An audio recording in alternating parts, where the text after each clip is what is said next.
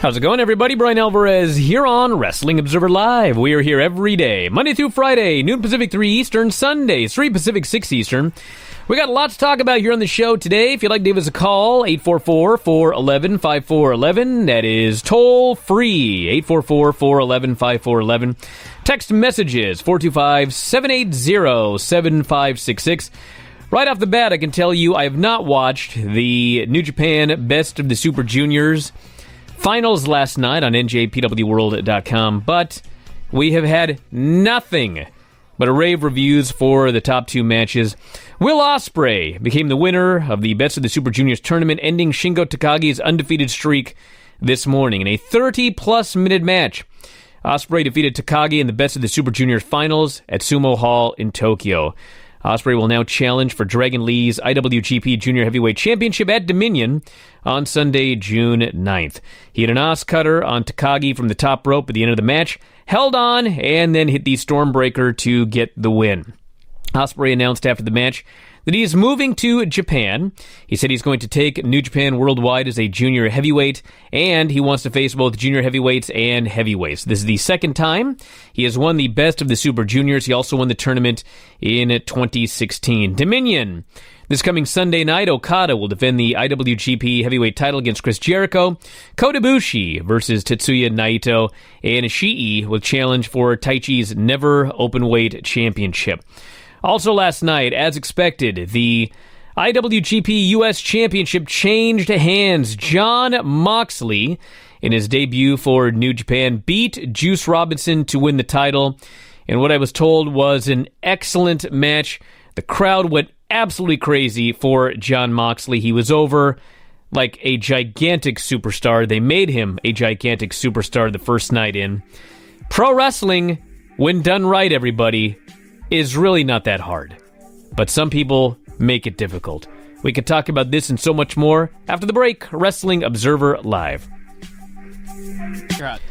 Back in the show, Bryan Alvarez here, Wrestling Observer Live. Mike Sempervive, also of WrestlingObserver.com. Got a lot of news to get into here today. Best of the Super Juniors finals. Dominion is coming up on Saturday. The WWE Super Showdown coming up on Friday.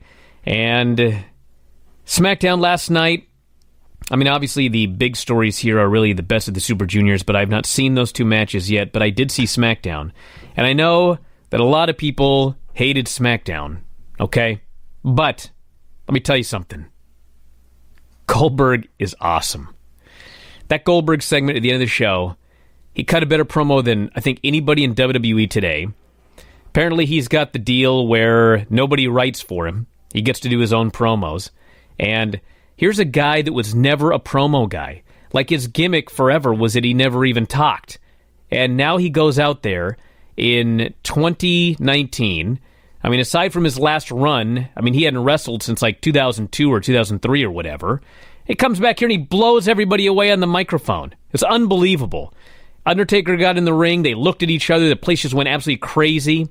And it was just mind-blowing how, when you don't overproduce stuff, you just let a guy go out and be himself. You have two guys look at each other, and all of a sudden everybody's excited for this match. It was crazy. But anyway, that was an awesome segment there. And I'm very excited to watch the top matches from Best of the Super Juniors. Heard nothing but rave reviews for the Will Ospreay match and the Jon Moxley title change beating Juice Robinson. Mike, have you seen these two matches yet? I have seen those two matches. Is it all it's cracked up to be? Yeah, to the point that I had just gotten home from work and Adam was on the way to work, but we caught the final and did a show that will soon be up on the site, hopefully, with our immediate reactions to that match. I know this, after every big match, you have somebody who goes, well, that was the match of the year. I try not to do that too often, so when I say it, it might actually mean something, so I'll say it now. That was probably the match of the year. Absolutely unbelievable. They really, really were. Moxley and Juice, great in a different way. Just a fight. That's what I wanted to see between those two. That's exactly what it was, with those two just beating the hell out of each other. Jon Moxley, the 6th IWGP United States champion. So that's that. And Ospreay and Shingo, it was all of those times that people had begged Will Ospreay, stop falling on your neck. You're infinitely talented. You're going to kill yourself. Slow down. Stop it with everything. Make it mean more. Well, he has done all of that, and it means a lot more. Shingo, who was the perfect foil for Ospreay, they did things that you would never, ever see in a real fight, but made all of the sense in the world in the struggle that they were going for. There weren't wasted moves. There were spectacular moves that, of course, you'd never see out on the street, but in the balance of telling the story, everything really did make a lot of sense. In fact, it almost all made sense. This was if Cody and Dustin was 5 stars for, I guess, all of the emotional reasons, this was 5 stars for all of the sporting reasons. It was an incredible wrestling match, and a great job done by Will Ospreay. And look, Shingo as well, too, but Will Ospreay's entire tournament has been absolutely something else, and just, again, took it to another level today, where in the post-match press conference afterwards, did kind of declare himself what everybody thought. He's going to remain a junior heavyweight, but still also compete in the heavyweight class, and is probably looking to take the G1, and there's going to be a lot of attention come G1 season on him, and if he's able to actually win both the Best of the Super Juniors and the G1. I don't predict that to happen, but that's going to be one of the major storylines you have now, and as well as him competing as a heavyweight throughout not only the rest of the year, but in the future. All right, let's go to the phones. You're on the air. What's going on? Hi, this is Christopher from Connecticut, and I had 2 questions for you. First of all, I've been listening to some of your old, 2006 to 2008 TNA reviews. Yeah, it sucks. And one thing you talk about a lot is how you talk to Dave, and Dave always insists that Nitro is way worse than TNA was at that point. Yeah. And now going back through Nitro, have you changed your mind, and do you agree with what Dave said there, or do you still think that those TNAs were worse? Well, my friend... and then... Yes, go ahead. And then also, the other thing I just wanted to ask, do you know what the situation with Kairi Sane and Asuka is? Yeah, they're on WWE TV, so like they haven't been on TV for exactly. They're in WWE, so They're safer that way. They just vanish for a while. I'm sure at some point they'll be back, and then they'll vanish again because Vince may have forgotten that they got put together as a team. So here's the thing with Impact and WCW. Okay, when I was watching those horrible Impact shows, I was a half a decade removed from watching Nitro every week. Okay. So now I'm watching Nitro again, and I'm a half a decade removed from watching these horrible Impact shows. So, I honest to God, I would have to go and watch all those Impact shows again to determine if it's actually worse than Nitro. As I watch the year 2000 Nitro now, it's like the worst thing I've ever seen. Like, Dave was right, okay? But It's been a decade since I watched that Impact stuff, so it is possible if I went back and watched Impact, I would think that was worse. But the reality is, I was talking to a buddy of mine about there's a new thing on the WWE Network that I haven't watched yet, and basically it's a documentary on the failed invasion of WCW or whatever, and they give their side of the story. I heard it was pretty good, but I haven't seen it. But as I was thinking about it, if Eric Bischoff had managed to buy WCW, and they had managed to keep their television on TNT or TBS or whatever, or they'd gotten another television deal. Let's just say that the company didn't go out of business, and it had survived in the year 2001. Like, everybody goes, well, what would have happened? You know what would have happened? It would have been, everything would have been exactly the same. Exactly the same. What became Impact would have just remained WCW. They would have continued running WCW television. It would have been exactly like Impact when they moved to their television time slots. When Impact was on Spike, literally that's just the continuation of WCW. And I think that everything would have ended up exactly as it has ended up today.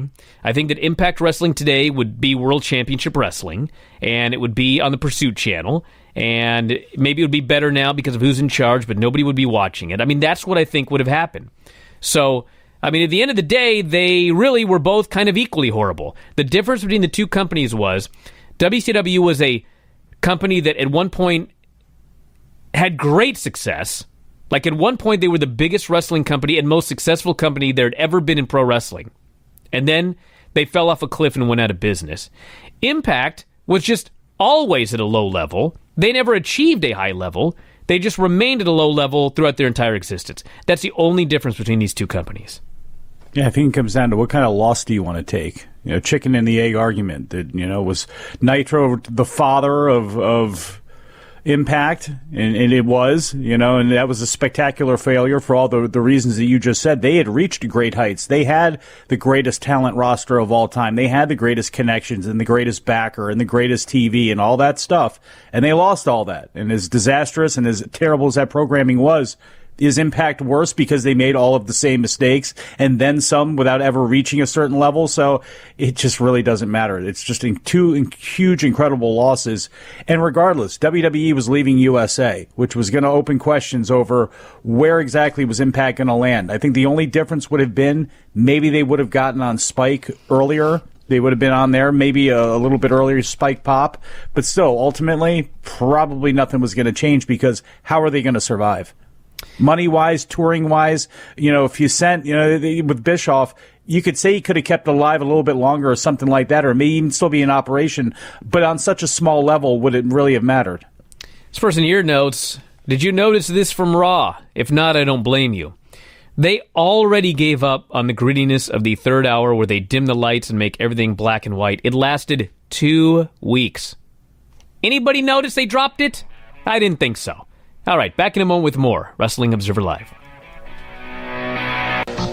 Back in the show, Bryan Alvarez here, Wrestling Observer Live. I'm Mike Sempervive, also of WrestlingObserver.com. Got a million text messages here.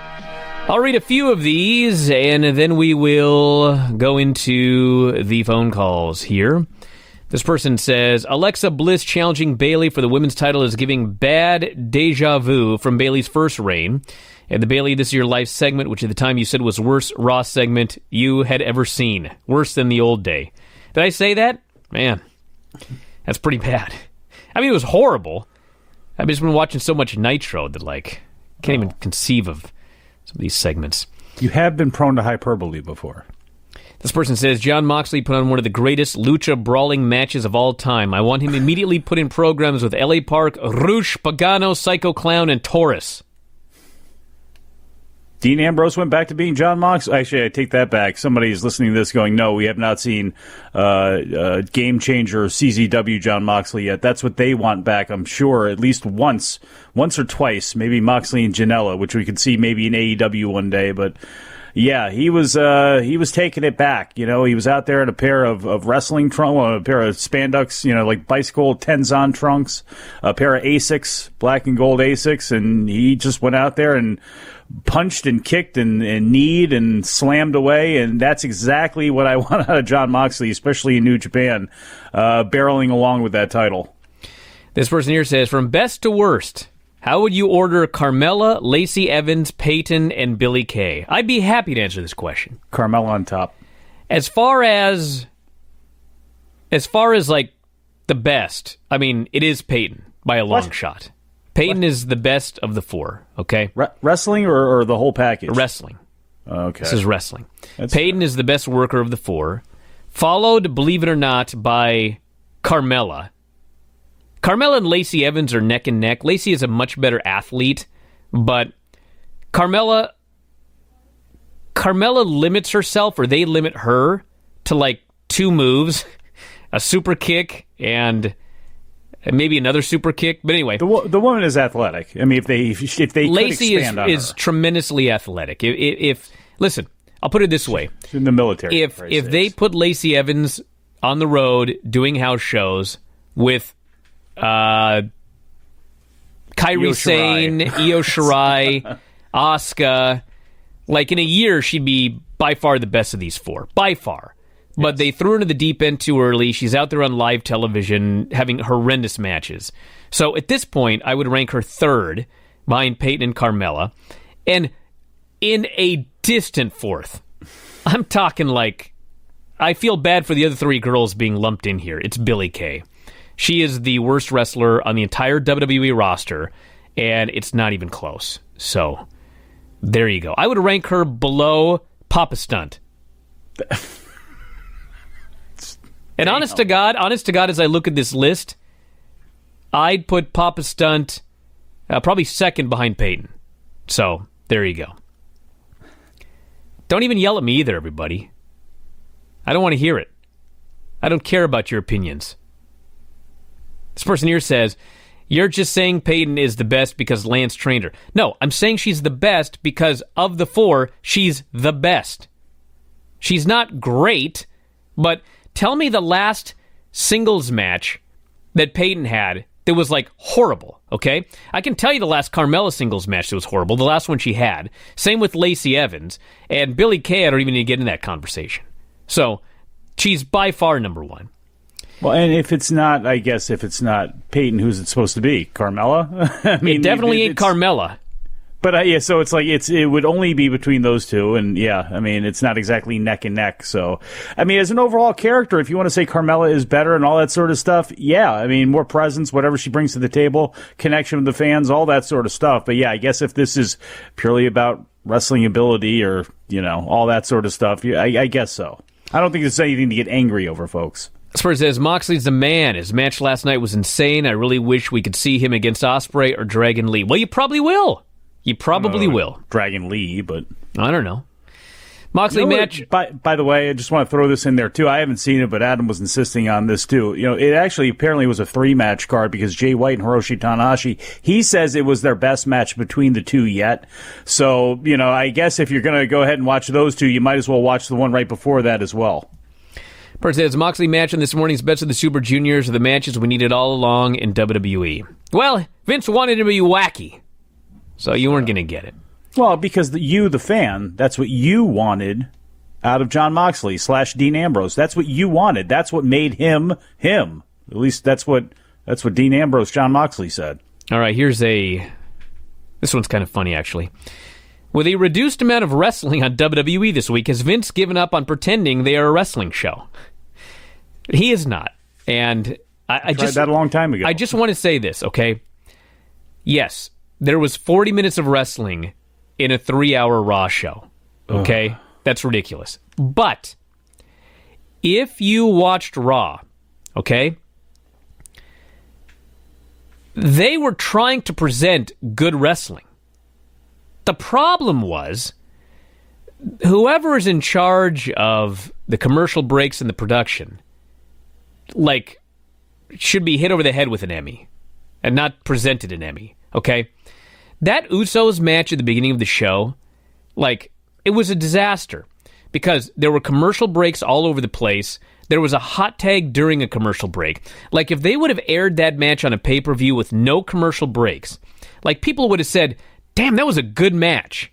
And the Ricochet match in the main event, if they had shown that match without commercials, same deal. You would have thought, man, but because they butchered this show with commercials, you end up going away from the show going, dude, why is there no wrestling on the show? There was wrestling, but they butcher it with 4-minute commercial breaks throughout the matches at the worst possible times. So no, Vince has not given up on wrestling, but you'd think that because of the production of the show. All right. Oh, by the way, I should add here, the Hulu version of Raw only had 10 minutes of actual wrestling. Nitro. Yeah. Nitro. All right. Let's go to the phones. You're on the air. What's going on? Hey, Bryan, this is Silas in Princeton. Yes. I feel like I already know the answer, but I was hoping to get some input on this about the 24/7 title. I mean, if you want people to take the title seriously, there's some guys on the roster that are very credible and you could build the title with. Guys like you got Cesaro, Andrade, Baron Corbin. Is that what they want? I don't know. I kind of hope that it is because they made a big deal out of it with Mick Foley introducing it. But now it's just kind of boiled down to doing rat race skits with R-Truth as champion. And I have a very hard time taking it seriously. Can you shed some light on why they're choosing to do it this way? Well, I mean, I don't know. I mean, what I got to say is So I'm getting ready for the show this morning, and I'm reading the whole review of Best of the Super Juniors. And I'm reading about this Will Ospreay match, and and people crying when the match is over, and I'm reading about this Moxley match and how he got a reaction unlike anybody else on the show, and they made a superstar in one night, and he won the title, and people are just absolutely raving about it. And as I'm reading about this, I'm scrolling through my Twitter timeline, because I retweet some news stories right before the show goes on the air. And what do I see? But I see something that WWE has put out. It's footage from under the ring when R-Truth regained the 24/7 title from Elias. Because you see everybody. Elias beat him last night, and then Truth, I guess, dragged him under the ring or something and pinned him. I don't even remember. It was just so stupid. And I just watched and I thought, dude, like, AEW with no TV, 100,000 pay-per-view buys, for the love of God. And Jon Moxley, this first match after being released from this prison that is WWE, goes out there and just blows the roof off this place. And WWE is proud that R-Truth went under the ring and pinned a guy for a 24/7 title. I'm at a loss for words right now. I just couldn't believe my eyes when I scrolled through and saw that. I'm like, this is what you think is like turning this thing around? Like, your ship is sinking. And a couple of weeks ago, you came up with this stupid idea of turning the lights off in the third hour, which you dropped 2 weeks later. And you got this stupid title that, like, it's changing hands on a golf course. It's just so dumb. I'm like, you're sinking here. And this is what you've come up with. I was just disgusted. Aren't they going to blame that on USA? Didn't USA come up with that idea? Whatever. Yeah, yeah. And apparently, like, they came up with a bunch of ideas, and that was the best one. Like, I'd pay $1,000. I got $1,000. I will pay if somebody from WWE or USA Network can provide me with a list of the ideas that were worse than this. Like, I gotta hear it, dude. And this is the thing too. That when you look back at the history of that hardcore title being 24/7 at times, it was not all it was cracked up to be back in the day, but at least back in the day, you had other things going on to distract you, whether their names be Steve Austin or The Rock or whatever it was that they had going on. The top to balance out a lot of the nonsense and garbage that they did on the bottom. At times where nothing is going right, when you add on just another log to the fire of things not happening and things not going right for you, it just doesn't help. And that, unfortunately, for great, yay, funny sight gag, wonderful. Save it for, like, 24/7. Save it for whatever the hell the internet shows are. Save it for that. To have it on your regular show isn't helping a damn thing. Back in a moment with more Wrestling Observer Live. Back in the show, Bryan Alvarez here, Wrestling Observer Live. Mike Sempervive, also of WrestlingObserver.com. This person here says, is there anything to the story of Alexa and Natalya going to Saudi Arabia? Well, Natty is going. I don't know about Alexa, but I do know that Natty is going. I don't know why, but she's going. So, there you go. Let's go to the phones. You're on the air. What's going on? This is Jack in Montana. Sorry if you've answered this question already, but which wrestler do you most want to be to face Jon Moxley in New Japan? The wrestler that I most want to see face Jon Moxley. Tomohiro Ishii. That was the first. I haven't seen the match yet, but from hearing about the match, that's like number one on my list. That's why I see Ishii against anybody. Yeah, that's true. Although, just because it's impossible for him to have anything but a match of the year caliber performance, Okada. Yeah. And that would really show where Moxley would be at, too. It's one thing to be able to brawl. It's another thing. I mean, then again, that's impossible to have a bad match with Okada, but I would love to see, again, that's just a different piece of art. I would love to see Jon Moxley kind of pull off and perform there. Can he step up in that IWGP title level type of match? Can he do that? Because really, that would be the setup with him going to AEW. It's like, if you can do it with Okada, you could do it with Omega in all likelihood, too. So, that match coming down the line, I mean, if you think about it, that one's kind of going to be the same. If he, you never see a match with Okada and you see it with Omega first, you know he can do it with the other guy. All right, apparently Alexa posted pics from the airplane, so I guess she is going to Saudi Arabia. So there you go. So just to prove that, hey, look, girls are going. That's what that seems like to me. I mean, that's like having Renee there last time doing the commentary. It's nothing. I mean, it's great for her. I mean, what an experience, I guess. I guess. I don't know, but whatever. But, like, that's just all this comes across as. I mean, just so you can point and say, well, no, some women did go. I mean, that's all this is. Person here says, I listened to a podcast, said there was 19 minutes of wrestling last night on SmackDown. What awesome. the hell, man? You know what's funny is, like, everybody was sending me these messages complaining about all the talking on Raw and SmackDown, and, like, to me, the bigger issue isn't even the talking. It's like, how many recaps do I need on one show? Yeah. Like, dude, that opening segment, what was the opening segment on SmackDown? It was, I think it was Shane, Kofi came out. So Kofi comes out, and then Dolph comes out, and dude, they just threw to videos for 20 minutes. It's like Kofi goes, here's a video. It's him and Ghana, which actually was an awesome video. I don't want to denigrate that. That was a great video. They come back, and then Dolph comes out. Here's a video, Dolph says. It's a video of him. Then we go back to Kofi. Then we go back to Dolph, and he goes, here's another video. This is a video of his career, something like that. I'm like, dude, I got it. Then we have a video of last week of Dolph beating up Kofi. I'm like, do I need 4 videos in one opening segment? It's not a rhetorical question. The answer is no, I don't. That's too many videos. Come on.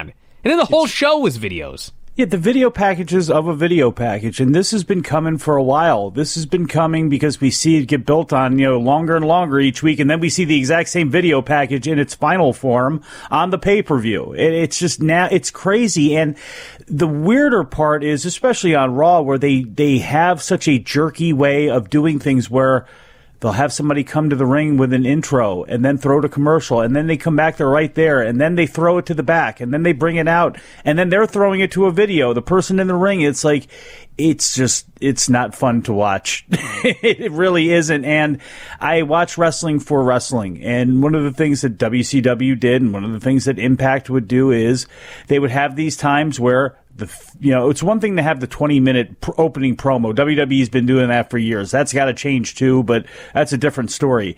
But the fact that now it's of all of that time, there's no wrestling whatsoever, and you're drawing it down to 19 minutes in 2 hours or 40 minutes in 3 hours. I mean, there's no excuse for that, because not only are you not giving the wrestling fan what they want, which is one of the reasons that most of us are here anyway, not only that, you are telling everyone they don't have to watch your show. If you watch the video packages, if you watch the YouTube clips, if you watch the highlight reels that they put up, that we retweet on our main site, like, you never have to watch the show, because the matches that they have don't matter in most cases, and everything else is just, you're waiting for the punchline of what was said. So why watch the show? Why spend 3 hours doing it when you could spend probably 20, the amount of wrestling time that they would have in one show on SmackDown? That's all you need to know exactly what's going on in WWE. In fact, you probably don't even need 20 minutes. All right, here's the other thing that drove me crazy about this show. So, and while you were rambling there, no offense, I went on to YouTube TV because I wanted to actually get the exact wording that they used, okay? So the show opens, and it says, Goldberg tonight or whatever. Okay, great. Goldberg tonight. Do you know how they previewed the Shane McMahon segment with Roman Reigns? Do you know the verbiage that they put on the screen in block letters? Go ahead. Shane McMahon is determined to call out Roman Reigns. Oh, wait a second. Let me read that again. Shane McMahon is determined to call out Roman Reigns. I'm holding this up to the camera if you're like a video subscriber, because I know that some people don't believe me that they actually put that on the screen, but that is in fact what they used to promote this Roman Reigns Shane McMahon segment. Not Shane McMahon interview segment or Shane McMahon is determined to call out Roman Reigns. Let's go to the phones. You're on the air. Yeah, a couple of comments and then just a question for both of you guys. I absolutely love the Moxley and Juice Robinson match. That's exactly what I wanted to see for years now. And the Shingo and Will Ospreay match was just incredible. It's amazing to see what both of those guys are doing. They're just out of their minds with what they're doing right now. And I love seeing what New Japan is, kind of recapturing the buzz going into Dominion. My question is, with Ospreay winning the tournament now, what are his chances, you think, of winning the G1 as well this year? Because it looks like he's going to be entering it. Well, I think Mike talked about this a little bit earlier, but all I know is this. They love Will Ospreay. And I don't think he's going to also win the G1, but I will say, I don't think it's impossible that in the same year he wins the G1 and the Best of the Super Juniors. It's something that has never been done before. I think that it would be a great story. I mean, Dave on Monday was talking all about that interview that he did, and the interview was very concerning to Dave, but when you see Ospreay now coming from behind, beating the undefeated, winning the Best of the Super Juniors, it's almost like that was a great promo to play up this story. And it's a great promo to play up the best year of this guy's career, and I don't think it's impossible that he wins the G1. Not impossible. I just don't think it's going to happen. I think he's going to be probably. It's hard for me to believe he's not going to be like in the mix the final night. I just, that usually leads into the Dome and Naito, Ibushi. Again, Ospreay's going to be there for quite some time. So if you wanted to try to turn this trick next year, you might be able to as well.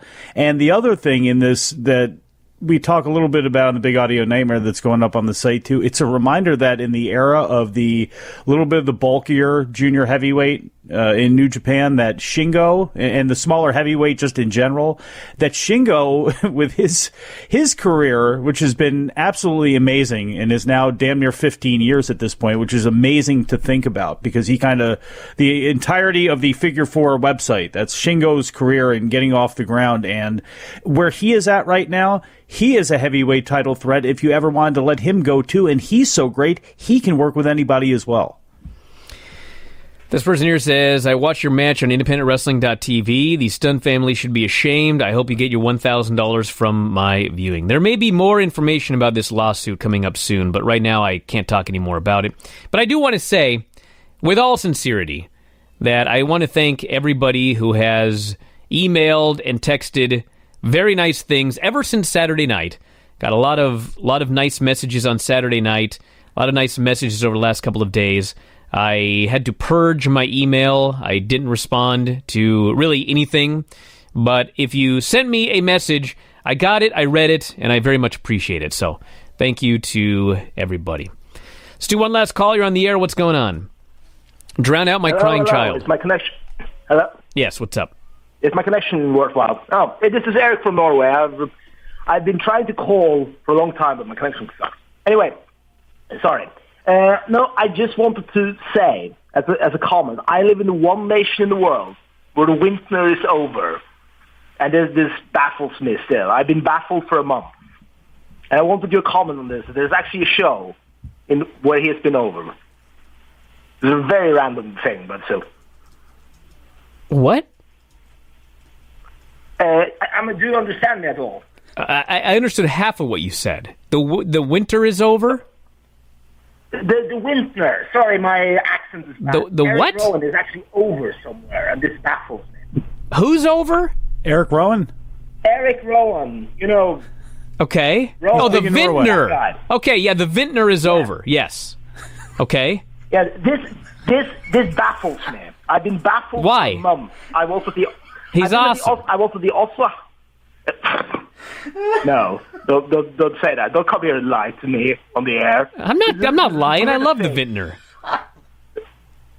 Ironically loving the WINTNER, sure. But anyway, I just wanted to bring that anecdote in because I've been baffled for a month after I was at the Oslo house show and saw the WINTNER being over.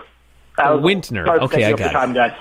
Yeah, the WINTNER. Yeah, the WINTNER is over. He's teaming with Daniel Bryan, and he's got an awesome beard, and I wish he lived next door to me because we'd barbecue. He's environmentally conscious and likes to read. Yeah. I wonder if he'll buy your new book, Brian. He was more over than Bryan. That was the weird part. Like people were like, yeah, doesn't surprise me. It was in Norway. Yes. But, if you go and ask people on the street, no one's going to be like, oh, yes, Rowan. Dude, if you go on the street, no one's going to say that about anybody. A lot of people are on the street going, Lacey Evans. She's got a great character. No, she doesn't. That's In what real the- life, that's she what has a great character, but they don't tell you a damn thing about her. That's what people I'm like to say, utterly though. You're baffled about the WINTNER or the WINTNER? How about being baffled about Lacey Evans? She's a pinup girl who's a Marine who also is a late. What? A lady? What is this? What is this character? They haven't told me a thing about her. But that's what people like to say when they say her matches are bad, but she's got a great character. No, she doesn't. Like, in real life, she has a great character. On television, she's just this. It's like it's Halloween. In real life, she's got her story, again, when you look back, all the way back, and you see everything there, it's like, if they play this thing right, and God knows they probably won't, you're talking about somebody who down the line could be like one of your biggest stars, not just your biggest women's star. And unfortunately, this is the start that she's gotten. And I'm not bullish on the future, not because of her, just because they've had a great inability to create stars. Spurs says, does Moxley winning the U.S. title mean he'll be in the G1? I do expect him in the G1. Yeah. We'll know by this coming Monday, actually, I believe. This person here says, I wish the Stunt family would have finished the job on Saturday so Mike could host Observer Live permanently. Is this your dummy account? This is not. No, it's not. And let me tell you something. I've been on your side in all this, and I'm sick of seeing Mama Stunt in her wicked face everywhere, running her mouth. And she's the one who started all this. She started a whole public assault on you, and I don't think she's getting enough negativity over it. And Mikey, too, telling you to shut up yesterday online makes me sick. You're the only guy I'll never work for that guy money. again. Bum. I will never work for Mikey again. And I'm filing suit against his Huckster. company. Jack Back in a Pfeffer. moment. Observer Live. Back in the show, Bryan Alvarez here, Wrestling Observer Live. Mike Sempervive, also of WrestlingObserver.com. I got to read this here because it's something that's been bothering me for a while. This person says, why is Alexa Bliss getting another title match right after getting cleared? Bayley has barely just recovered and rejuvenated from that awful feud with her 2 years ago, and now they're back to square one. The issue to me is not Alexa versus Bayley. I know that's the issue to a lot of people. The issue is what else you said. Why is she getting this big push right after getting cleared? I don't know the exact number because WWE keeps this stuff secret, but Alexa, I could be wrong with my math. I seem to recall she had at least 3 concussions this year.